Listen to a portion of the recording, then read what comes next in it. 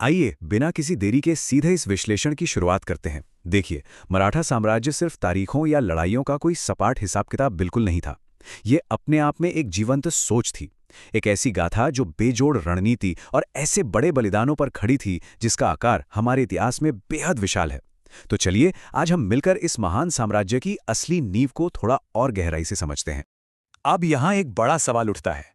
छत्रपति शिवाजी महाराज को तो पूरे देश में पूरे सम्मान से याद किया ही जाता है, पर क्या कभी सोचा है कि स्वराज्य का वो सबसे पहला बीज आखिर बोया किसने था? स्रोते हमें बिल्कुल स्पष्ट बताते हैं कि इसकी शुरुआत दरअसल एक पीढ़ी पहले ही हो चुकी थी, और वो शख्सियत और कोई नहीं बल्कि शाहजी राजे भोंसले थे। स्वराज्य, इसका एकदम सीधा सा अर्थ है स्वयं का राज्य या अपना शासन। ये कॉन्सेप्ट दर्शाता है कि शाहजी राजे ही वो असली आर्किटेक्ट है जिन्होंने उस बिखरी हुई जनता को एकजुट करने का सपना पहली बार देखा था। उन्होंने आज़ादी का वो बीज बोया और एक ऐसी स्थिति तैयार कर दी जिसे आगे चलकर उनके पुत्र ने क्या खूब अंजाम दिया। भाग 1, इतिहास बनाम दावे। आधुनिक राजनीतिक नैरेटिव्स की सच्चाई आखिर क्या है, आइए देखते हैं। आजकल एक आधुनिक राजनीतिक दावा काफी सुनने को मिलता है कि मराठा सेना में 40% मुसलमान थे। लेकिन जरा ध्यान दीजिए, जब हम स्ट्रिक्टली एकेडमिक रिकॉर्ड्स और लीडिंग हिस्टोरियंस के दस्तावेज खंगालते हैं ना, तो उस दौर के 12 से ज्यादा प्रमाणित नाम नहीं मिलते। ये बिल्कुल स्पष्ट रूप से दर्शाता है कि कैसे आज के मॉडर्न दावे और एक्चुअल दस्तावेजी इतिहास आपस में पूरी तरह टकराते हैं। इसके साथ ही एक और पहलू समझिए। शिवाजी महाराज मूल रूप से धर्म के रक्षक थे।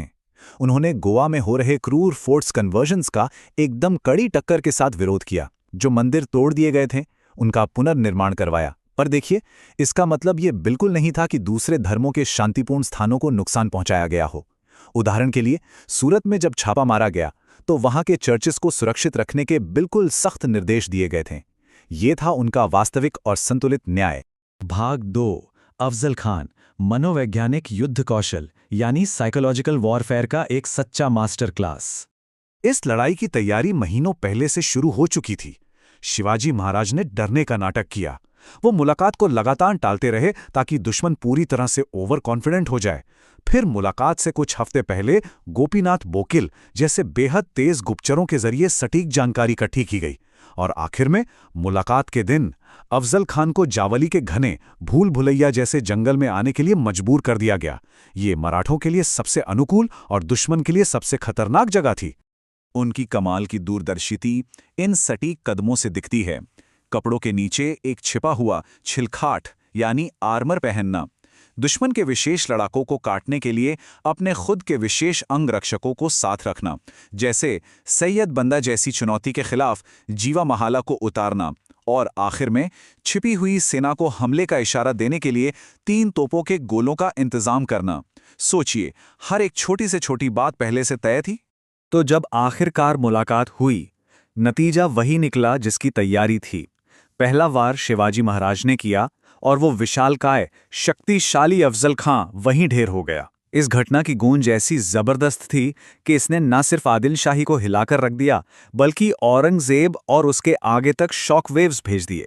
इस एक घटना ने साबित कर दिया कि मराठा साम्राज्य बड़े से बड़े दुश्मन से बिल्कुल डरने वाला नहीं था। भाग 3, छापामार युद्ध, सर्जिकल स्ट्राइक्स और स्कॉच्ड अर्थ की बेहतरीन नीति। पर ऐसी अनकन्वेंशनल रणनीति की जरूरत आखिर क्यों पड़ी? देखिए, जियोपॉलिटिकल स्थिति उस वक्त बिल्कुल विपरीत थी। एक तरफ उत्तर से विशाल मुगल साम्राज्य हमला कर रहा था, दूसरी तरफ दक्षिण से आदिल शाही सुल्तानत पूरा जोर लगा रही थी, और इन सब के बीच समुद्री तटों पर यूरोपीय ताकतें कब्जा जमा रही थीं। इन ओवरवेलमिंग ऑड्स के बीच अपना अस्तित्व बचाने के लिए ये अनकन्वेंशनल टैक्टिक्स एक मजबूरी भी थी, और आगे चलकर उनकी सबसे बड़ी ताकत भी बनी। इसका सबसे सटीक और हैरानगेज उदाहरण है लाल महल पर हुई सर्जिकल स्ट्राइक। शाइस्ता खान ने शिवाजी महाराज के ही बचपन के घर यानी लाल महल में पूरी भारी भरकम फौज के साथ डेरा डाला हुआ था। अब जरा कल्पना कीजिए, रमजान के महीने में आधी रात को उस कड़ी सुरक्षा वाले कैंप में घुसकर मुगल नेतृत्व पर सीधा हमला करना, यह किसी चमत्कार से कम था क्या? उस रात डर के मारे भागते हुए शाइस्ता खान ने अपनी 3 उंगलियां गंवा दी थीं। और सुनिए, वहां से निकलने का तरीका तो और भी हैरत अंगेज था। उन्होंने क्या किया कि बैलों के सींगों पर जलती हुई मशालें बांध दीं और उन्हें एक दिशा में भगा दिया। मुगलों की पूरी फौज उन मशालों के पीछे भागी, ये समझकर कि मराठे उस तरफ जा रहे हैं, जबकि शिवाजी महाराज और उनके साथी एकदम विपरीत दिशा में कटराज घाट से सुरक्षित निकल गए। साइकोलॉजिकल मिसडायरेक्शन का इससे बेहतरीन नमूना शायद ही कहीं मिले। भाग 4 सर्वोच्च बलिदान, रक्त से बना साम्राज्य। यहां बात थोड़ी संजीदा हो जाती है। बाजी प्रभु देशपांडे का पावनखिंड में खड़े होकर ये कहना, राजे आप सुरक्षित किले तक पहुंचे, हम इस दर्रे को रोकेंगे, एक ऐसी गाथा है जो सच में रोंगटे खड़े कर देती है। 300 मराठा योद्धा हजारों की दुश्मन फौज के सामने दीवार बनकर खड़े हो गए, सिर्फ इसलिए ताकि उनके राजे सुरक्षित किले तक पहुंच सकें। पूरे 9 घंटे एक बेहद संकरे रास्ते पर हजारों दुश्मनों का कहर और सामने सिर्फ और सिर्फ 300 लोग। ये 9 घंटे तक चला लगातार थक देने वाला खूनी युद्ध था। और ये तब तक नहीं रुका जब तक दूर किले से उन तोपों के गोलों की आवाज नहीं आई जो इस बात का इशारा थी कि राजे सुरक्षित हैं। ये उनकी दृढ़ इच्छा शक्ति की सचमुच चरम सीमा थी। इतिहास का एक और दर्दनाक लेकिन उतना ही प्रेरक अध्याय है छत्रपति संभाजी महाराज का बलिदान। औरंगजेब ने उन्हें कैद किया। दिन बीतते गए। पूरे 40 दिनों तक ऐसी अमानवीय यातनाएं दी गईं जिसका वर्णन करना भी आज मुश्किल है। लेकिन उन्होंने हार नहीं मानी। 40वें दिन उनका बलिदान हुआ। औरंगजेब को लगा कि वो जीत गया है, लेकिन दरअसल इस शहादत ने एक ऐसी चिंगारी भड़काई जिसके ठीक बाद मराठों का एक भयानक और कभी न रखने वाला बाउंस बैक शुरू हुआ। भाग 5 विरासत कायम है, पेशवाओं के दौर में एक महान वापसी। पेशवाओं के आते ही साम्राज्य किस तेजी से फैला वो देखने लायक है। बालाजी विश्वनाथ सीधे दिल्ली तक पूरे शान से मार्च करते हुए गए।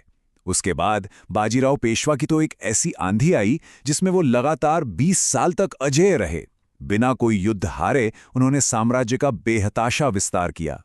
इन सब घटनाओं ने आखिरकार साबित कर दिया कि स्वराज्य का वो छोटा सा बीज अब एक विशाल और कभी ना टूटने वाले पेड़ में तब्दील हो चुका था। तो इस विश्लेषण के अंत में बस एक सवाल छोड़ के जा रहा हूं। अगर स्वराज्य का एक अकेला विचार इतने बड़े विशाल साम्राज्यों, भयानक हमलों और सदियों लंबे युद्धों के बावजूद जीवित रह सकता है, तो इस इतिहास में और कितने ऐसे गहरे सच हैं जो समय के साथ अभी भी छिपे हुए हैं। क्योंकि इतिहास में ना सरफेस के नीचे हमेशा बहुत कुछ घटित हो रहा होता है। आगे की खोज हमें ऐसी कई और राज बता सकती है।